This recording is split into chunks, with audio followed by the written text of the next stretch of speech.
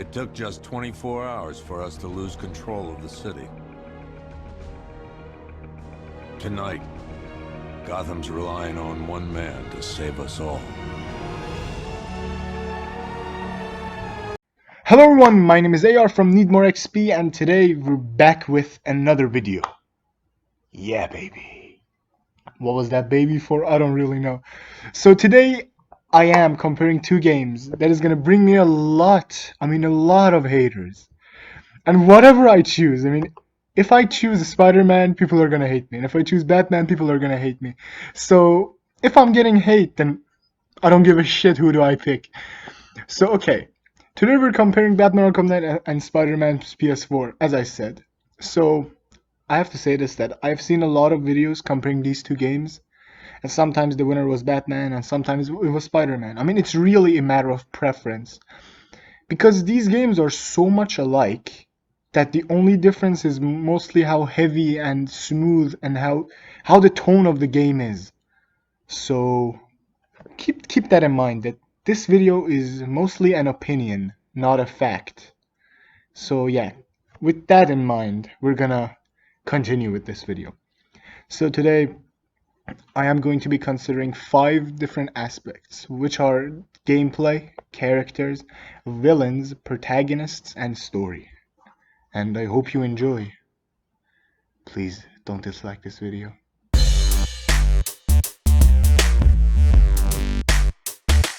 Finally off to Rikers, huh? Okay, so there are going to be a lot of subcategories. I think there are 4 subcategories to gameplay. I'm going to be considering all of them. Let's start with combat. Okay, so we all know that the free flow combat started with the Batman games, but it kind of developed, and other games took inspiration of it, and it changed a lot. So, Spider-Man's combat is more open and smooth to attacks. Like you can attack someone from like above in the air, or you can throw someone up and whip them to the wall, or whatever you want to do. But Batman's combat, on the other hand, is more stiff. But this stiffness doesn't make it less fun. You can get creative with your moves and gadgets. Like you can use your cape to rapidly punch someone. You can go up in someone's head, or you can use your grappling hook to draw someone. So, really, the combat is not really something that I should be comparing, because it's really a matter of preference. If you want a more open combat with less limits, you gotta go with Spider-Man. But if you want a more stiff and creative combat, you have to go with Batman.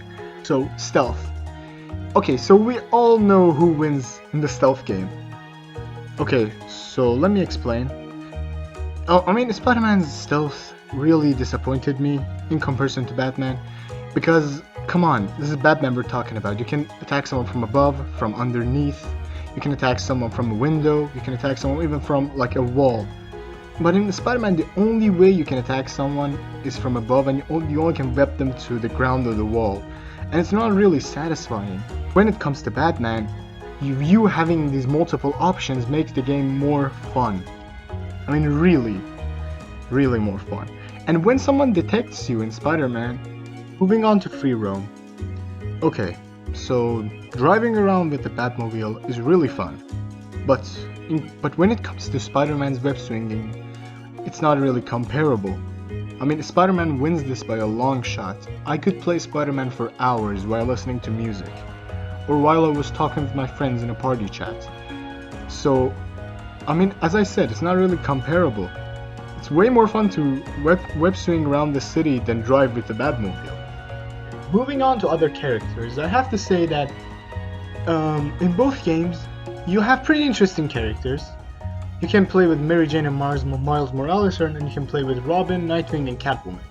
But the thing is, both Mary Jane and Miles Morales have the same gameplay, with only a few minor details and differences. So the thing is that when you play with Miles or Mary Jane, you mostly do some stealth missions, and they're interesting, alright, but if you get caught after like 2 or 3 times, they're gonna get really boring. But when you're playing with Robin or Catwoman, you have this whole set of different gadgets and new moves, so that makes playing with them more interesting and more fun. Batman and Nightwing were fighting Penguin. I only choose Nightwing because I know I can play with him for a limited amount of time. and I wanted to make the most of it. But when I was playing with Mary Jane, I didn't really take my time. I just played through it. I just wanted it to be over. So yeah, this is why I think Batman wins in gameplay.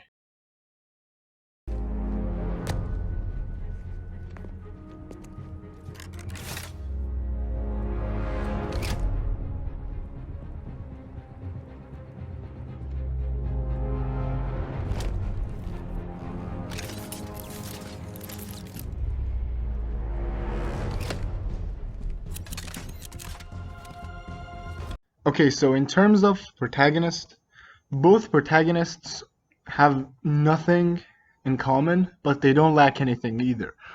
So they don't lack motivation and they don't lack personality, but there's one thing that gives Spider-Man the upper hand, and that's his alter ego. So okay, you see, a main aspect of a superhero is his alter ego, and that's what makes him special. The difficulties he goes through, the hardship he has. And even though we established an attachment with Batman in 3 other games, we didn't establish anything with Bruce Wayne. So that makes this comparison easy, if you ask me, because come on, having an alter ego is really important. And Batman Arkham games didn't really revolve around Bruce Wayne having the problem, it revolved around Batman having a problem. That makes Spider-Man a better protagonist because we get to spend more time with someone more human. I mean, Batman is technically human, but he does things that no human can do. I mean, you can do it, but it's gonna be he does unnatural things.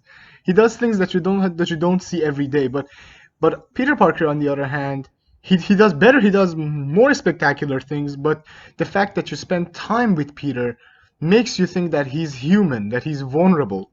But when you spend time with Batman, when you're playing with them, you think that he can overcome any obstacle, and that's cool. But it doesn't really give your alter ego a personality. It gives the hero a personality. Okay, that brings me to my next subject, which is the hero part. Okay, so as I said, Peter Parker is shown vulnerable, and that makes you think that Spider-Man is vulnerable. But Batman is not shown vulnerable. And this is why people are more drawn to Batman. This is why he's the first superhero in the world, the most popular superhero in the world. You know, it's because that he isn't shown vulnerable, but but also he shows vulnerability. You see, when Spider-Man takes a fall, because you see, when Spider-Man falls, people usually expect that scene in a game or a movie because Spider-Man is a person who, as I said, is shown human, so it is expected of him to fall. But Batman is not shown human. He's not shown vulnerable. So when he falls, people are more shocked, and it makes things more interesting if you ask me. And then when he rises up, it's a way cooler scene than Spider-Man rising up because, as I said, he's not shown vulnerable. And that doesn't necessarily make a good alter ego for him. That makes a good hero out of him. You can expect the unexpected when you're playing the Batman. You see that the man who doesn't fall, actually falls and then rises up. If you ask me, that makes him even more vulnerable than Peter Parker. Okay, so with all that being said, does that make Batman a better protagonist? No. And the reason is because of the relationship the alter ego has with the other characters. Like, for example, the relationship Peter Parker has with Aunt May or he has with Mary Jane. You see, Peter Parker having a personality also gives the hero a stagnant personality too. And I think that Spider-Man wins because, first of all, he has an alter ego that has a good personality, and his relationship with other characters makes him a better protagonist. And we'll get to the characters in a second, and I hope you'll understand me better over there. Okay, so in terms of villains, I guess I have to go with Batman. And hear me out before you dislike the video and write something insulting. Okay, so, the only interesting villain I saw in Spider-Man was Dr. Octavius. And he was the most interesting villain. And, I mean, he's a way better villain than Scarecrow, I'll give you that. I mean, it's because Peter has this relationship with him. He's like a father figure to him. And when he turns evil, I mean, it really impacts Peter in really badly. But Scarecrow, he's just there looking cool, saying, Gotham should fear me. And, I mean, it's not really interesting. So, in terms of main villains, Spider-Man has the upper hand. But I'm not only considering the main villain. Okay, so I'm going to be considering two more categories. These categories are going to be the minor villains and I don't know what to call them, the B-list villains. I mean, those villains who are important, but not as much as the main villain, like Arkham Knight and Mr. Negative. So, okay, let's start with that, the B villains. Okay, so Mr. Negative, he wasn't really that interesting. He wanted to get back at Norman Osborn for giving him superpowers and also killing his parents. But Arkham Knight, on the other hand, he had a relationship with Batman, and that makes things more interesting. I mean, this is why Dr. Octavius won in the first place, because he had a relationship with Peter Parker, and that made things more interesting. And when a villain, you see, when a character who has a relationship with the protagonist turns evil, it makes things really interesting, and it's because that when the protagonist faces him, he's both in conflict with himself and him. So, a good plot is what challenges the emotions of the protagonist and the villains and the characters. So, what can be more emotional than finding out that your own son is against you on something and wants to kill you? So this is why I think Arkham Knight is better. And in terms of minor villains, the only two villains that were interesting to me in the Spider-Man universe were, Tombstone and Screwball.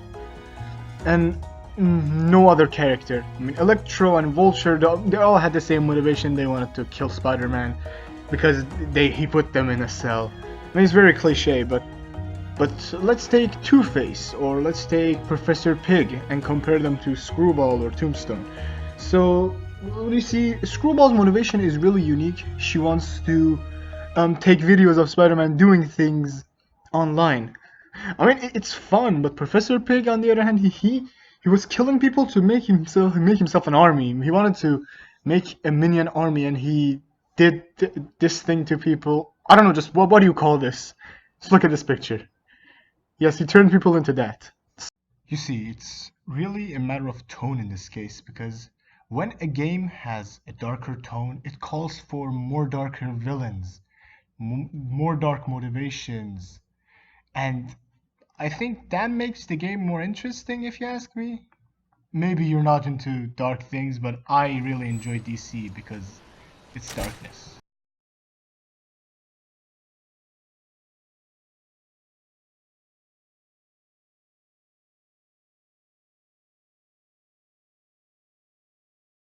Okay, so in terms of characters, this was one of the major problems I had with this video, but in terms of characters, I think Spider-Man wins. And I tried comparing the characters with each other, and the only characters that were interesting in like the Batman Arkham universe were Jim Gordon and Barbara Gordon, and maybe Dick Grayson a little bit. But every character we see in Spider-Man has somewhat of a cool personality and a cool motivation. So let's say that, like Mary Jane, or for example, Black Cat. I mean, yeah, we have Catwoman too. I forgot about her, so no, exclude Black Cat. So okay, we have Mary Jane, we have Aunt May, we have Miles Morales, we have Miles' father. And yes, we have all these characters that have a really cool personality and a cool motivation. And Peter spending time with these characters makes these characters reach their full potential and show their personality completely. When you're talking about someone's personality, you're talking about what they hate, what they like, what are their habits, what they do in their free time, and it is all shown in this universe. And why is that? Because you see, Peter Parker spending time with them makes them show their personality. If it was Spider-Man, I mean, they wouldn't really show. Why would they talk about their interests or hatreds to a hero? But when it's Peter, they talk to him about it because you see, he's human like the rest of them. And this is why I think Spider-Man has the upper hand in this part, because the full potential of a character is explored here. Okay, so considering our facts, which game has the better character, which game has the better villains, and which game has the better protagonist, I wanted to go with Spider-Man. But not everything is about the protagonist and the characters, and the plot matters too, so. And the reason I explained a lot of things about Batman, about how he falls and gets up, was because I wanted to establish this right here. You see, the beauty of a Batman story, I mean, this is what I've seen in every Arkham game, that he deals with problems multiply. Like, he has multiple problems and he deals with them at the same time. So let me explain this. Like in Arkham Knight, he had to find Scarecrow and fight Arkham Knight at the same time, and he also had to cure his madness, I guess? You could call it madness. Yes, madness. But considering that Spider-Man had better characters and better protagonists, but that doesn't mean that Batman didn't have interesting characters. It had interesting characters, but in comparison to Spider-Man, they weren't really something special. But the thing is, the characters work with the story, like Barbara Gordon getting kidnapped and Batman finding her. I mean, that really makes the plot more interesting. But I can't go with Batman either, because as I said, the characters aren't interesting enough. In comparison to Spider-Man, they're not. So I wanted to choose one of them, but I really couldn't, because you see, Spider-Man's plots, I didn't really enjoy the plot of Spider-Man, that Kingpin goes down and other people are trying to get into the crime and I don't know, become the main boss, I guess. I don't really understand these terms. So yes, I mean, the plot wasn't really interesting to me. The plot got interesting to me after Dr. Octavius turned evil, and that was nearly to the end of the story. But Batman's story had me hooked on my PS4 for hours. I mean, I once remember I played Batman for 7 hours wanting to know what happens next. But what made Spider-Man so special to me was the characters. It was the relationship that Peter Parker had with the characters. And this is why I couldn't decide in this part. I couldn't say that which game was better. Was it Spider-Man in terms of story, or was it Batman? Because I've explained this many times before. A good story needs a good plot and good characters. And Batman has the good plot, but Spider-Man has the characters. So I hope you all enjoyed this video. Leave a like if you did. And sorry if this was a draw. I mean, I couldn't really decide.